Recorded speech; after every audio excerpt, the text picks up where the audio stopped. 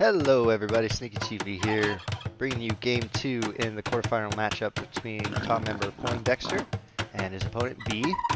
This is GC 45 Battlegrounds is the tournament. Like I said, it's the quarterfinals, best of 5 matchup between these two. This is Game 2. Actually, let me do this real quick. Sorry about that. What kind of caster am I? Alright, Game 2. Game 1 went to PoinDexter, and it was a great matchup on the map was Battlegrounds. This is Game 2 on Lanes, a very interesting map, one of my favorites in the tournament.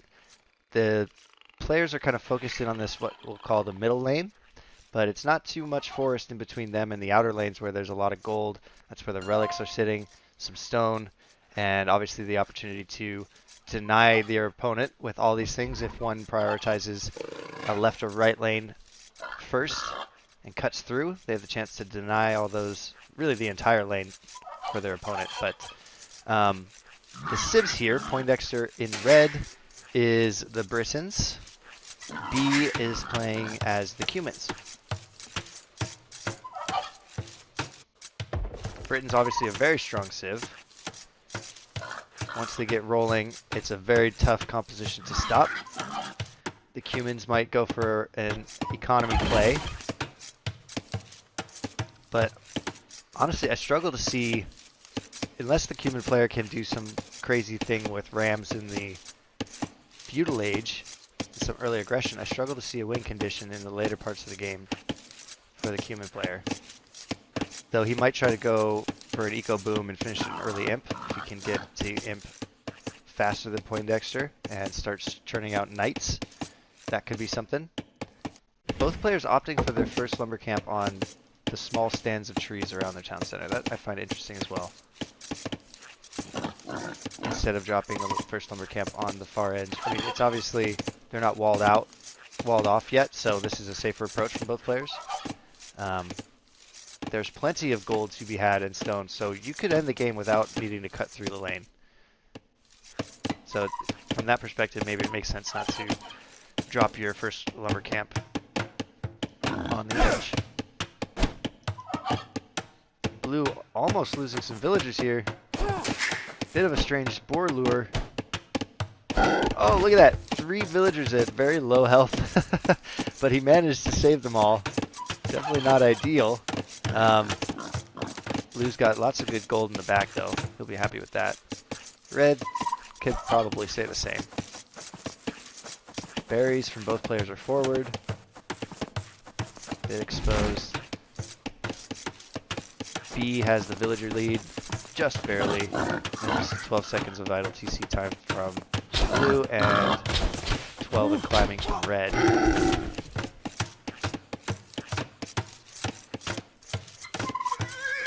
Red scouting things out. Blue doing the same at home. Be interesting to see if either player goes for a drush here. Neither look to be worried about walls at the moment. Blue probably more worried about all this boar action that he's got going on. He's struggled with these lures without Blue. But he's to his advantage there. Now we see 1, 2, 3, 4 villagers rather low on health. There's the barracks from Blue. See if Red responds here. Population is 17 to 16 now, so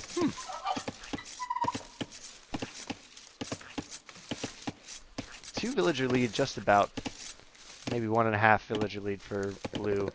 I guess that translates to the idle 15 or so seconds of idle TC time from Red, so I know it's early game, so I call things out. It might not seem like a lot, but it really does stack up.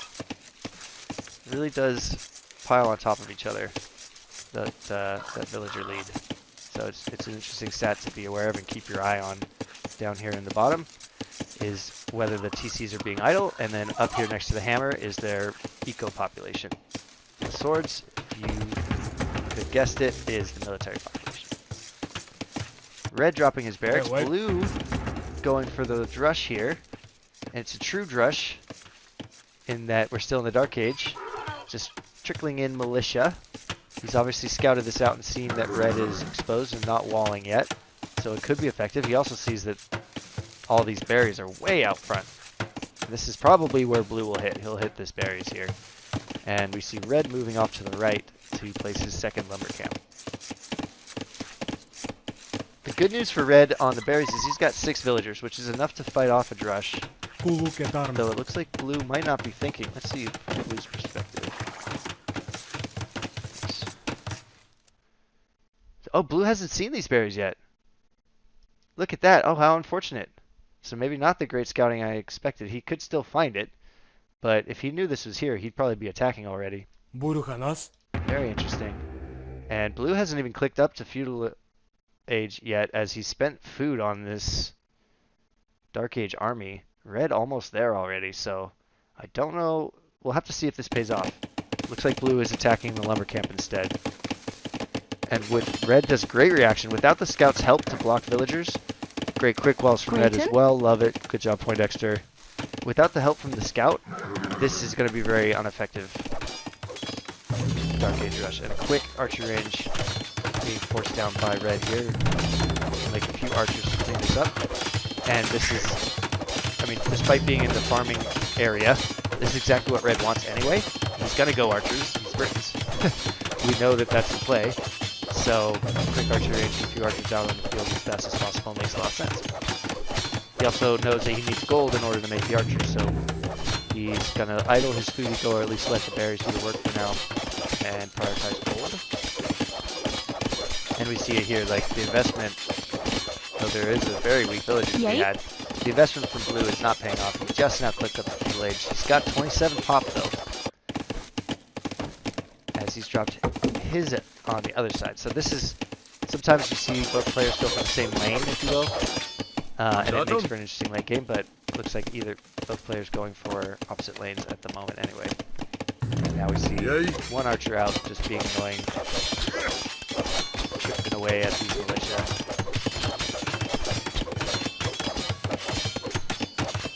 If Red is paying attention, he can snipe this. Oh, got him! Alright, well, one down. Again, without the help of the scout, this is not a good drush. 2 archers now will make quick work of this, especially when they're trickling in like this. No fletching yet, but red just using the archers to gain blue's attention, pull the enemies into the TC fire, though all these houses making it tricky to farm. Looks like red might play this more of an open game though. He's not worried about walling. Neither player is worried about walling actually. Now we see hunt coming down. Lucky placement for that hunt near the berries, whereas red's hunt is rather far away. Now we'll see if archery range in response, probably for skirmishers. We'll see if blue goes for a TC of his own now. 27 to 25 is the bill count. Men-at-arms are all dead. Red looking to get a pick off. Luckily for blue, he's got blue now. Red choosing not to risk it. Oh, but he finds one of these weak villagers. This is all that board luring is really, you know, and blue didn't prioritize his weak villas on the farms. If these weak villas were back here farming, it'd be a different story, but instead they're out foraging, and red was able to find a vill pick, which is awesome. And now red's coming forward with these archers, so all these exposed villagers are in danger, though good reaction from blue to pull them out, and now we have some skirmishers out in the field, so red will have to be worried about that. But it's not too scary. Probably more scary is the scout. Looks like blue will clean this up, no problem. Red might choose to focus down on the scout, but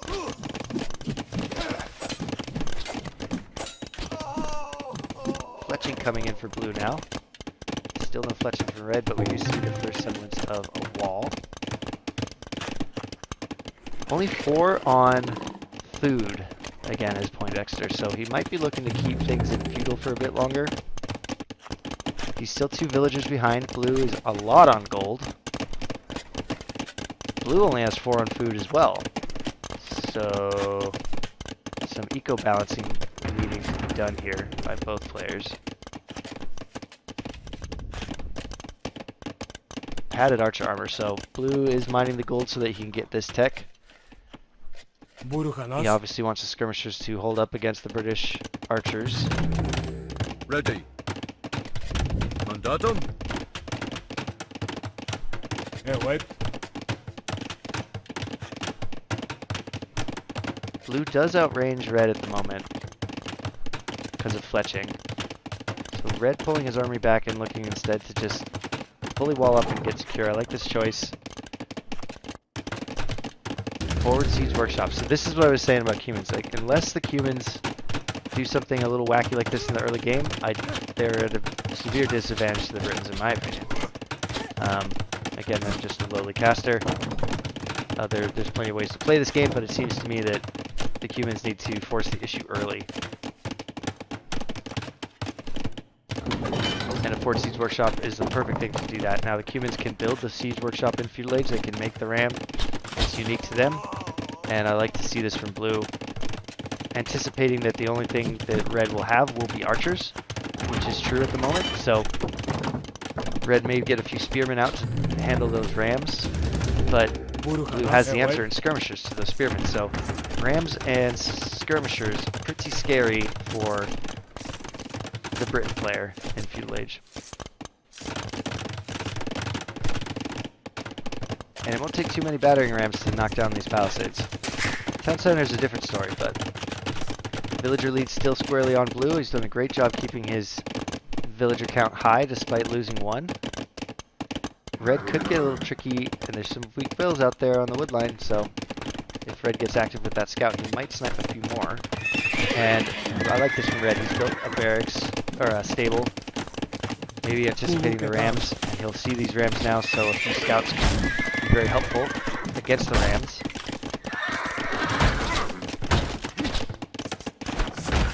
Battering rams do so much damage to feudal age palisades.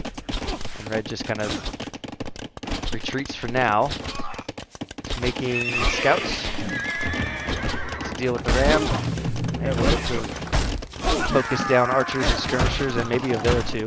What is this field? Town center. Oh, look at this! The Cumans second town center in his face. This is enough archers though that blue is losing a lot of villagers from this. He gets this town center up as we see the archery range go down. Skirmishers back here being annoying though. Red's choosing to focus down the villagers, losing his archers, but denying the town center. It looks like 3 battering rams still alive, but can't retreat as the red scouts are cleaning these up. So what a gamble from blue. Though red's archers are now all dead. There's 2 villagers alive still. No, there's no villagers alive in blue. That's the last one. The scouts turned out to be a great play because they counter the skirms, they counter the battering rams, and they were effective against the villagers as well. So what a ballsy move from blue. I love to see it. I talked about craziness for Cumans. I did not anticipate this. Dropping the offensive town center that was denied, and now we see a 10 villager lead for PoinDexter, who handled it very well, I must say. He sacrificed his entire army and his archery range, but he was able to stop that town center from going up. And now red's probably wondering what I do. Build another archery range. He's got 1,000 wood in the bank and 500 gold, so he could just abuse the market to get up to castle age. He'll need and want crossbows ASAP. Blue is sending more villagers forward to see if he can finish this town center, which is only at 47%. Red quickly trying to get more archers on the field. I mean, it's not, the pressure's not over yet. This feudal war is definitely not what I expected. So very interesting. Keep an eye on this town center, folks. It's at 50% now.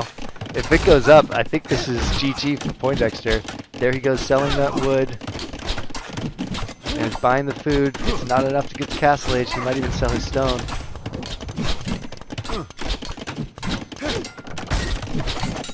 Using villagers to fight off the rams is a good call. But blue's got archers back there, so this villager lead that red has at the moment could drop really quickly. And it's a shame this archery range is so far forward because the battering rams can focus on it. Some bit mismanagement on units for blue there as they walk under the town center. More villagers now will complete this town center.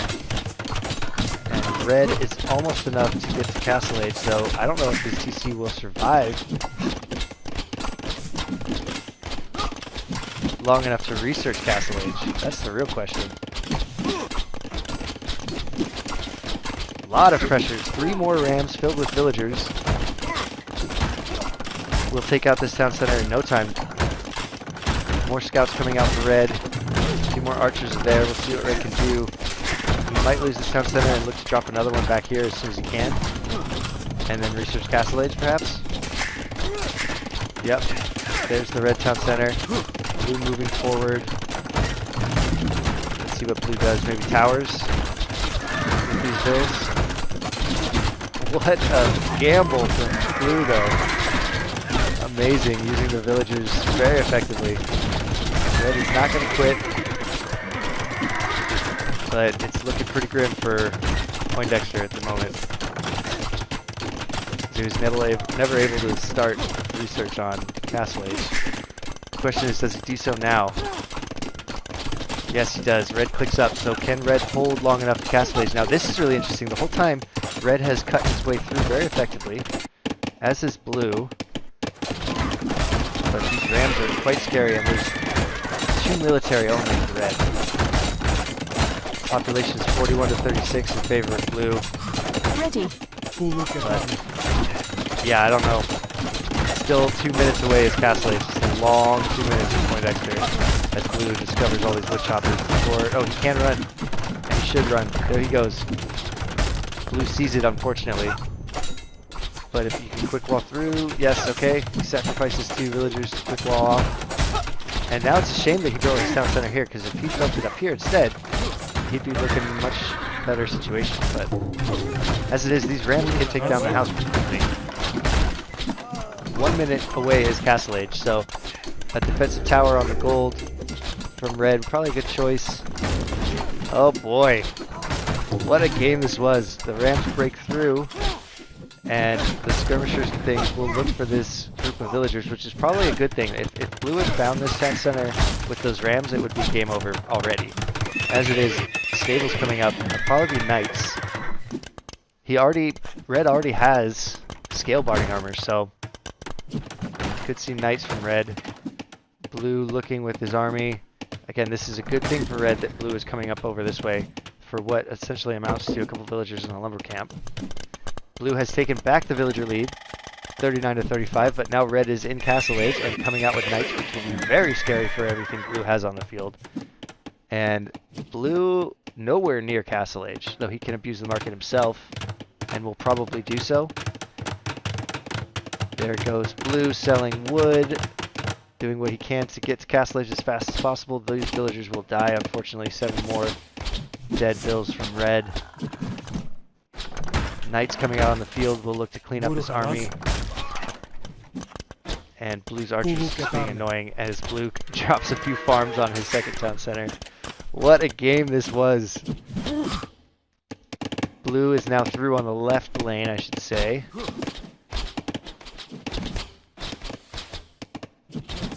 Red looking to keep these bills alive for as long as possible. Knights going out to save them, not looking to fight under the town center. Still, Blue nowhere near Castle Age, unfortunately. Oh, okay, I like the mangonel. No knights to protect it. Mangonel's a good choice, though. This workshop from Red, I didn't even notice him putting that down, which is a great call. Red bills dying. Red knights looking to save them. If he could find these rams, though, that'd be huge. I don't think he sees them yet. Nope. That's unfortunate.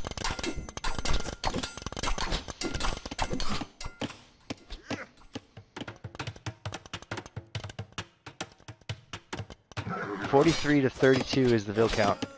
But Red is cleaning up Blue's army slowly but surely with these knights, which are the powerhouse on the field at the moment.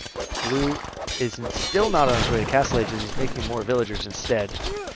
He's all in with his feudal push, that's for sure. And now we see the army numbers even out, 15 to 11, and the knights are just dominating the field. Feudal archers and skirms and rams is not scary at all. We'll need to see more pikemen. from blue if he hopes to fight off these knight numbers. This tower turned out to be a great call from red, so he gets access to this big gold pile. And he still has two villagers alive back there as he gates off the hole. Red will jump on these ramps though.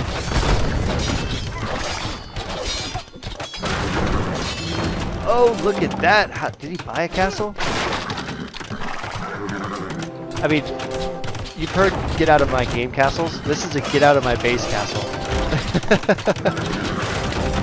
And the knights will clean up these archers, no problem. Blue, realizing the danger he's in, runs away with his forward villagers. And Blue's second TC is now going to go down. There's nothing we can do. What a response from Red. I can see why he shared these games to the castle. What a game it was. Lost his starting TC. Decided to let it die so he could rebuild another one as fast as possible and research Castle Age. Once he was in Castle Age, there's nothing Blue can do. Blue could and should sell all his stone and research Castle Age himself. But he has not done so yet. Blue has 750 stone. That would be enough to buy the food you need to Castle Age. Build count is still in Blue's favor, however, 50 to 34. And there's a lot of cleanup that Red needs to do, starting with this very effective town center. There's the Castle Age. He sold some stone and some wood, I think. So 2 minutes and a half away from Castle Age is Blue.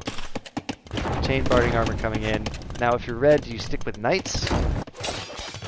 Or do you get your archers out there? That's enough knights to be very effective for the next couple minutes. If I was Red, I'd probably make archers. But then again, if I was Red, I'd probably die to that beautiful. So.